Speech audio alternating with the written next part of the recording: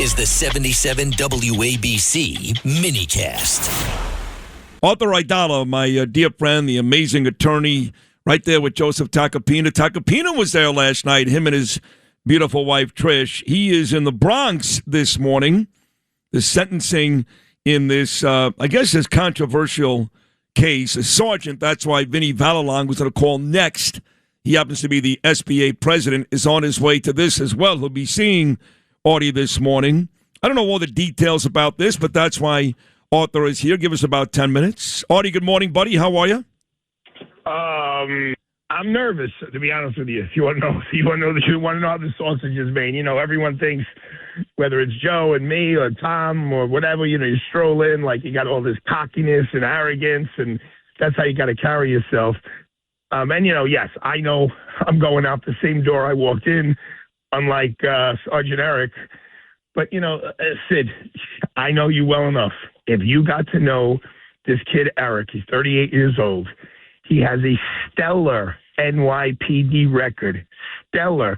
You know, you want to know who an individual is, look at their body of work.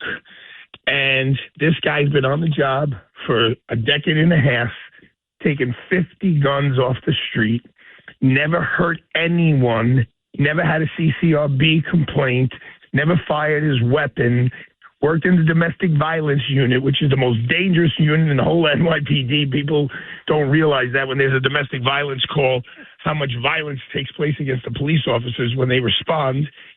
And it's such an American story. The kid grew up in the Bronx, was on a little bit of a wrong track as a little kid, 8, 9, 10 years old, even though he was a champion chess player. You and I couldn't even spell chess when we were 8 years old. And his folks sent him to Cardinal Spellman. He played football and was like a ballerina. He did two things at the same time. He was in the school plays and was on the football team.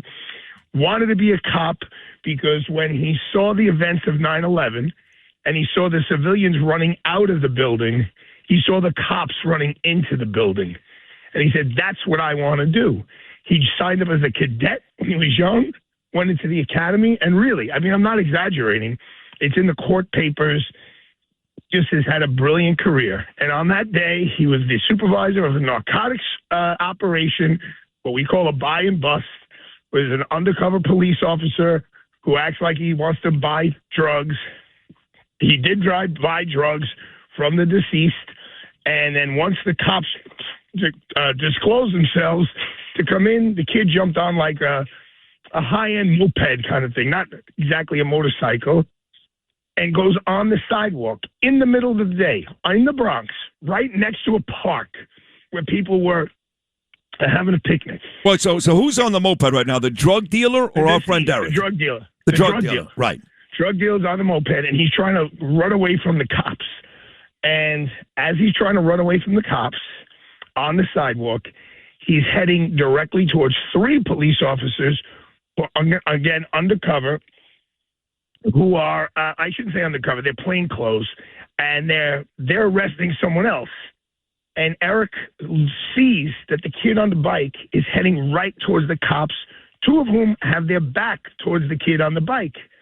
So he has to make the video, because it's all on video, he's got 2.3 seconds to make a decision what to do. He does not pull out his gun. The kid is riding right past him, and he's heading right in the direction of the cops. And what he does is right over, there's a little fence that he's leaning against, that the sergeant is leaning against. And there's one of those red igloo coolers that you would take to the beach. He just grabs the cooler, and with one swing, he hits the kid in the arm as he's driving by at about 27 miles per hour. The kid loses control of the bike, goes off the curb, hits a tree, and then hits a parked car. And tragically, he doesn't hit the parked car with his arm or his leg or his ribs. And if he would have broke any of those, we wouldn't be talking.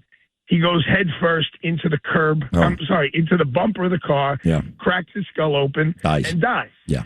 And there were experts who testified that had Eric, who's going to be sentenced today, not acted the way he did, one of those 3 cops, if not 2 of those 3 cops, would have either been seriously injured or killed. They did physics about the speed that the kid was going, how much he weighed, how much the bike weighed, what it would do to a human being if the human being was struck by it.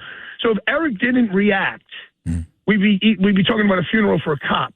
But Right. instead he did react. And in the Bronx, it's kind of common knowledge. You don't go in front of a jury because police officers aren't thought too highly of up in the Bronx. They went in front of a judge who we're going in front of today, Judge Mitchell, who's not known as being like a bad guy. He's a former prosecutor, a former narcotics prosecutor. So Andrew Quinn, who tried the case for the Sergeants Benevolence Association, tried a brilliant case. Brilliant. I read the transcripts. He did everything you could imagine doing. Everyone in that courtroom who didn't have skin in the game was shocked by the verdict. Shocked. The court officers, the reporters, the clerks, they could not believe the judge said guilty based on the evidence that came in. And yet they did. And, you just talked about Black Lives Matter. They already got a permit. They're going to have a big protest today. Not one person involved in this thing is black. Nobody. Not even the perp. The perp was white, right? Correct. No, he was Hispanic. He was Hispanic, okay. Ecuadorian. But Right. nobody's black. But, they just need an excuse to do something. Terrible. And it's Terrible. going to be really... Now, this is a manslaughter charge, right?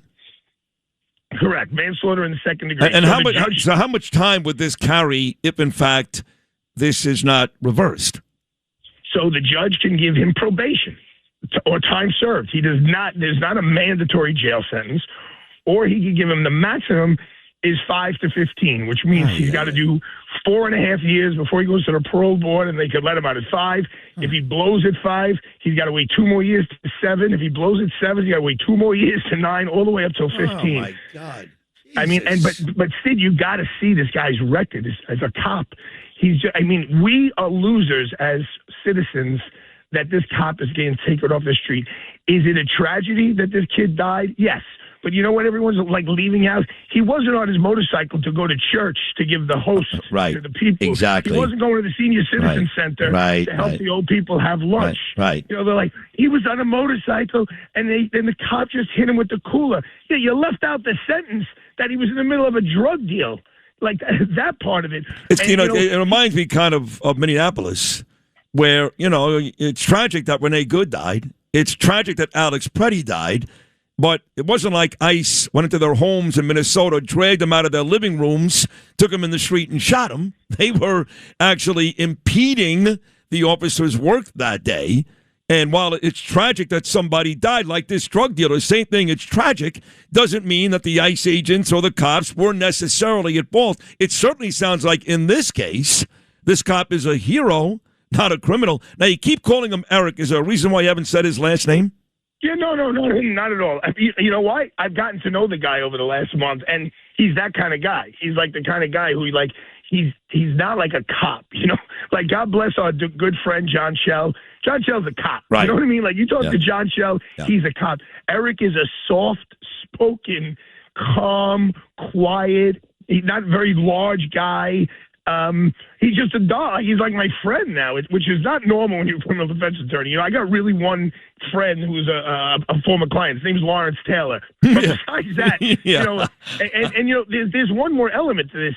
What they called an expert at the trial, Andrew Quinn did, who said these buy and bust operations go sideways all the time. The judge basically is saying he hit him with the cooler because he was a fleeing suspect.